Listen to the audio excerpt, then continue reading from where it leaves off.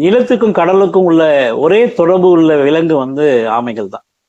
ஏன்னா அது வந்து நிலத்தில் வந்து தான் முட்டையிடுது.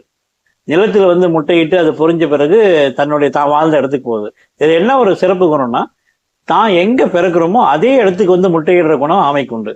அந்த குணம் தமிழ்நாட்டு மக்களுக்கு உண்டு. பிரசவத்துக்கு அம்மா வீட்டுக்கு போற பழக்கம் குறிப்பா சவுத் இந்தியன்ஸுக்கு உண்டு. இந்த பழக்கம் வந்து ஆமைகளுடைய விலங்குகள் குணத்திலிருந்து நம்ம கத்துக்கிட்டது. குறிப்பா இந்த பகுதியில் என்னன்னா, நம்ம மக்கள்கிட்ட ஒரு சிறப்பு என்னன்னா, விலங்குகள் குணங்களை அடிப்படையா வச்சுதான் நம்முடைய நாகரிகத்தை அமைச்சுக்கிட்டாங்க.